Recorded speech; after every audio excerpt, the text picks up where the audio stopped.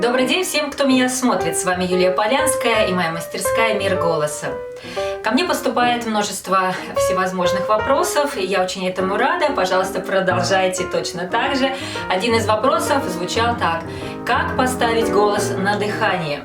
Я тренируюсь уже многие месяцы, занимаюсь дыхательными упражнениями, но голос так и не звучит. И я сегодня уделяю внимание именно тому аспекту, который относится к постановке звука на дыхание, на поддержку вокального фонационного выдоха. Потому что у меня есть еще другое видео, которое подробно рассказывает о дыхании как инструменте исполнительского мастерства. Говоря о дыхании, нужно определиться прежде всего в том, что дыхательные упражнения сами по себе, которые вам предложат в йоге или вам предложат в спортивных каких-то занятиях, на спортивных занятиях, они не имеют никакого отношения к вокальному дыханию, к постановке вокального дыхания. Да, они могут вам помочь укрепить дыхательные мышцы, да, они помогут вам снять стресс или сбалансировать энергию, бесспорно, но отношения к вокализации они, к сожалению, не имеют. Иначе сами подумайте, все бы атлеты и спортсмены у нас были прекрасные вокалисты. Уж у них-то уж такая разработанная дыхательная система, вот только вот у пловцов, например, да? Поэтому мы определимся с тем, что существует 3 центра дыхания в нашем мозгу. Один центр дыхания отвечает за дыхание в спокойном состоянии. Другой центр дыхания отвечает за процесс дыхания, когда мы едим или пьем, потому что мы должны глотать пищу, в этот момент дыхание прерывается и так далее. Третий центр дыхания отвечает за момент фонационного выдоха при речи или вокале. Вот именно этот аспект нас интересует. Именно эту часть нашего мозга мы должны тренировать для того, чтобы получить эффекты, получить результат. Поэтому все упражнения, которые вы делаете для дыхания, должны быть фонационными упражнениями. То есть включать хотя бы малюсенький, хотя бы тонюсенький, хотя бы очень спокойный и тихий звук вашего голоса. Поэтому максимально обратите на это внимание. Я сегодня даю все упражнения, которые я буду давать, именно с этим связаны. Но что самое интересное, я начну этот разговор о дыхании, то есть о вдыхании, о вдохе. Иными словами, ваш вдох так же важен, как и выдох, а порой даже более важен, чем ваш выдох для постановки хорошего, красивого звучания. Пожалуйста, отметьте себе, навсегда запомните, перед тем, как зазвучать, вы должны осознанно, спокойно взять ваше дыхание. Взять ваше дыхание. Не вдохнуть на ходу, в стрессе что-то жахнуть и такой же потом скрюченный звук получить в ответ. А именно, осознанно, как часть процесса звучания, набрать вдох и дать жизнь вашему последующему выдоху, вашему последующему звуку, прежде всего, да, если мы говорим о вокализации. Поэтому точно так же, как дирижер дает за такт, как дирижер готовит хор к моменту вступления, да, или оркестр, он всегда делает этот вдохновенный жест перед тем, как начнется звучание. Этот жест делает для вас вдох. Вдох дает знак дирижера к началу вашей композиции, к вашему звуку. Только путем наблюдения и такой внутренней тренировки, да, не спонтанности отнюдь, тогда закрепится вот этот как бы цикл необходимых задач, да, и мы тренируем наш мозг, опять же, возвращаясь к эпизоду 1, мы тренируем наш мозг и даем ему цикл необходимых задач, которые наиболее эффективно будут потом работать на наше звучание, на аспект пения. Поэтому нужно уйти от пения через голос, через голосовые связки, через шею, через кадык, через, как хотите это называйте, прийти к пению через центр вашего тела, через диафрагму, через нижнюю часть живота. Этим как раз занимаются упражнения для постановки вокального дыхания и вокального выдоха. Говоря о диафрагме, все вы наверняка знаете и смотрели видео, и читали информацию о том, что диафрагма в момент вокального вдоха расширяется в стороны и вниз, и потом спокойно, плавно, поддерживая ваш звук, сдувается внутрь. Поэтому я выбрала вот такой замечательный, известный всем предмет, как спринцовка, для того, чтобы показать вам, как мы набираем воздух. Вот мы пустые стоим, да, сжатые, обычное состояние. Мы набираем наш воздух в диафрагму, диафрагма открывается. Задерживаем и сдуваем потом вместе с диафрагмой. Или без звука, или со звуком.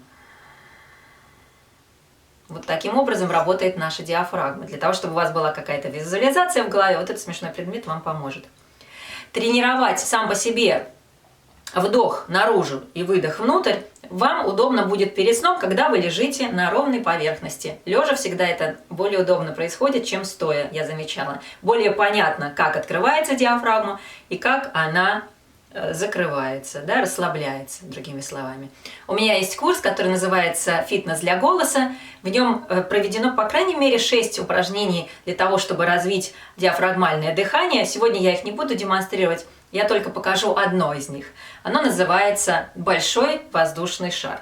Представьте, что вы открыли свою диафрагму, и вместе с тем ваши руки тоже открылись. Вы как бы удерживаете огромный воздушный шар, которым, даже это не шар, а такой мяч пляжный, которым играют на берегу моря, да, летом.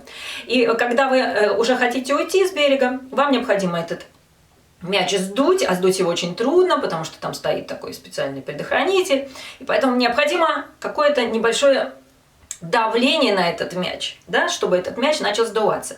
Мы сейчас, как артисты, будем имитировать сдувание этого мяча по-настоящему, не просто руки внутрь, да, сходятся, а именно ощущая этот невидимый мяч, ощущая, как я на него давлею. А мяч выпускает воздух через глотку, и из глотки выходит вот такой шипящий звук.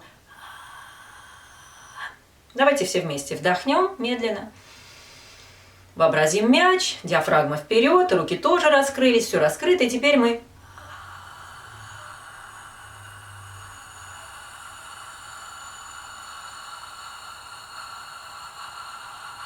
сводим руки к центру. Когда они встретились, можно завершить упражнение и расслабиться. Но поскольку я говорила, упражнения для дыхания обязательно должны сопутствовать звукоизвлечению, поэтому мы сейчас добавим к нашему мячу звук, который называется стон. Это очень легкий, невесомый призвук, даже, а не звук. То есть это ни в коем случае не вокал и не звучание, а представьте, что вам скучно, или вы как будто бы переживаете какую-то боль или что-то такое случилось, вот хочется поныть, покапризничать и постонать, и получается такой звук.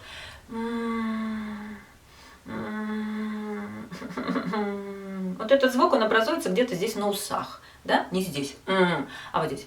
Потому что он очень легкий, спокойный и воздушный. И вот сейчас мы заменим на... И начинаем сдувать наш мяч с той же опорой, которую создают ваши руки на воображаемый предмет, но уже с легким, с сопутствующим звучанием, с сопутствующим звуком стона.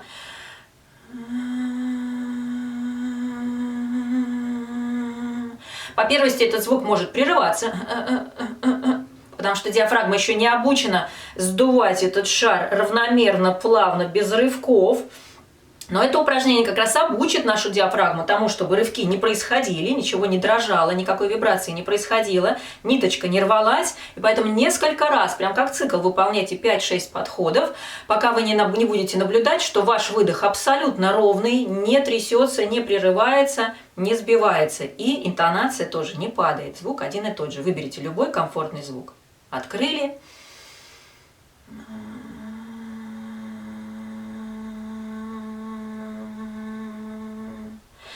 И опустили, расслабились. Замечательное упражнение, это даже не упражнение, а просто разминка для фонационного выдоха. Это наши естественные эмоции.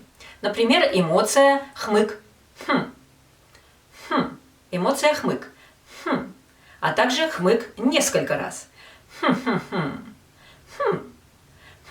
И все вариации этого хмыка. Вы заметите, как диафрагма реагирует непосредственно, спонтанно, естественным образом. Другой фонационный выдох образует кашель. Вы заметите, как диафрагма поддерживает этот кашель. Третий фонационный выдох – это смех. Ха-ха-ха-ха-ха. Ха-ха-ха-ха-ха. Реагируйте, смотрите, экспериментируйте и обязательно запоминайте, каким образом диафрагма подхватывает ваш звук. Ну а потом, когда ваш звук наконец начал реагировать, оживился и понял, как же ему действовать в этих новых условиях, сейчас мы сделаем упражнение «Пустая бамбуковая флейта». Почему мы делаем это упражнение? Потому что я рекомендую всем репетировать опору на дыхание и соединение диафрагмы со звуком именно начиная с короткого звучания, с коротких звуков. Стаккато, как это говорят профессионалы. Итак, короткие звуки. Представим, что я бамбуковая флейта, как и вы. Во мне нет никаких голосовых связок, никаких специальных приготовлений, никаких зажимов у меня нет. У меня есть полость, по которой ходит воздух и качает звук. Примерно выглядит это так. Для того, чтобы флейта получилась реально хорошая, нормальная, бамбуковая и пустая, вам необходимо губы сдвинуть внутрь. Вот так. Если не получается, поставьте кольцо, чтобы была трубка. Потому что без трубки опять начнет влезать горло и начнет перехватывать инициативу. И получается уже не пустой звук, который реально реагирует с диафрагмой, а все тот же назойливый у-у-у, который не имеет в себе ни воздуха, ни красоты, ни цвета. У-у-у нас сейчас не интересует. Давайте этим вокальным связкам нашим голосовым скажем так: отдохните, встанем позади этих связок, позади голоса, туда во второй рот, да, и потом мы отпускаем и, так сказать, делегируем полномочия напряжения, мы спускаем это напряжение на диафрагму, в центр живота, в центр нашего тела, да, как я говорю, заземляемся, и оттуда из центра мы начинаем накачивать этот вот насос воздушный. Если у вас это начнет получаться, прыгайте по нотам в разных направлениях. На нижних нотах это будет получаться довольно сложно. Нижний голос фальцетный, да? Это странно. Но реально, в такой бамбуковой флейте вы 100% почувствуете, что ваша диафрагма наконец откликается. Если она не откликнулась, значит вы по-прежнему держите замок и не пускаете голос внутрь. Да, не пускаете его на вольное плавание. А теперь мы поговорим о том, как согласные способны нам помочь в процессе постановки вокального дыхания. Оказывается, в момент фонации согласных в, б, г, вы словно собираете этот пучок энергетический звуковой, да, для того, чтобы впоследствии выдать его в гласную. Поэтому несколько упражнений, которые сейчас покажу, они будут основаны именно на согласных, потому что именно согласные помогут вам замыкать эту электрическую цепь.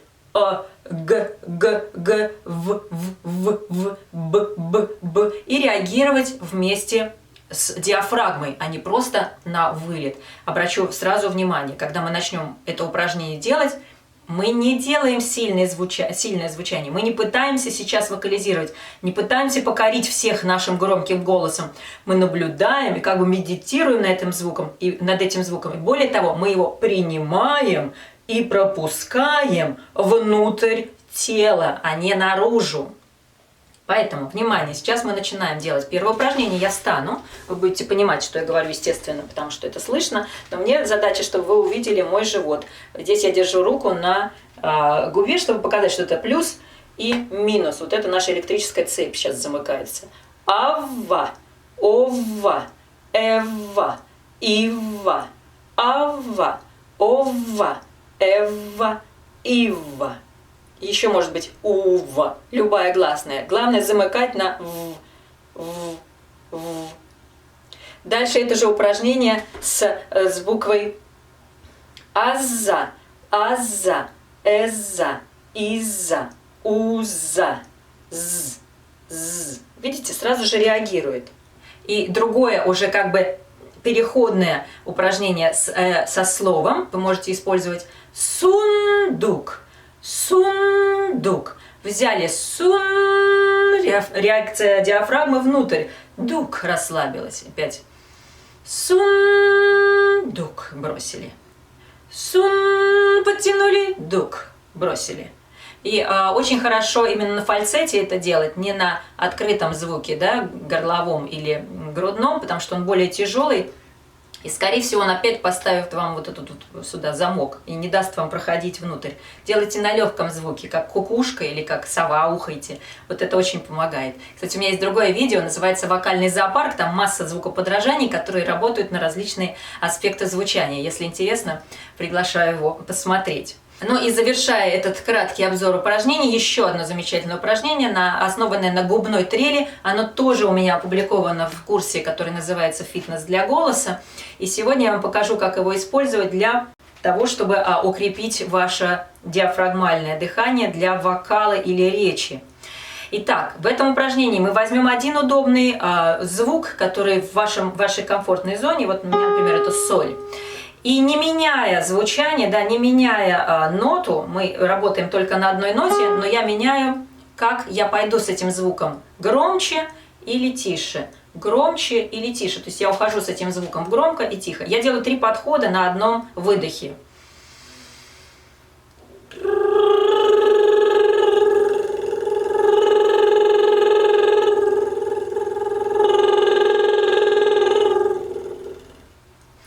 Задача начинать так тихо, как только возможно. И так раздувать, насколько это сильно вы сможете это сделать. От 0 до 100, от 0 до 100. Может быть, сначала получится только один подход, потом 2, потом 3. Опять же, репетируйте, пробуйте. И это упражнение вам поможет, первое, поддерживать один и тот же звук и смотреть, как плавно диафрагма реагирует на динамику звука и таким образом и осуществляя эту поддержку, что, в общем-то, для нас сейчас самое важное. Еще раз напомню, что это упражнение для самого начала, для того, чтобы осознать и обучить, да, наш вокальный аппарат захватиться, зацепиться за диафрагму и потом уже развивать это через слова, через вокальные фразы и так далее, и так далее, и так далее.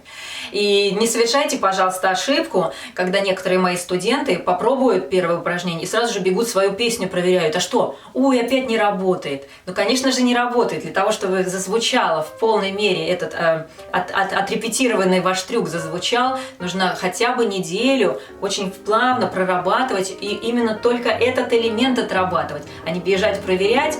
На сыром, неотработанном материале, конечно же, никакой реакции ожидать не приходится. Поэтому будьте терпеливы, любите свой голос, уважайте свой голос и дайте ему максимум времени для того, чтобы он укрепился и осознал все вот эти миллионы аспектов, которые движут наш голос и делают его богатым обертонами, красивым и плавным.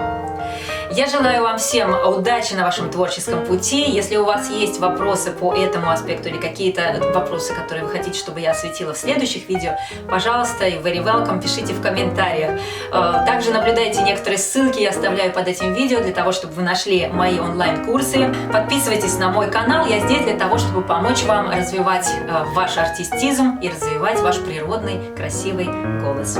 Пойте с удовольствием. Всего доброго, до встречи!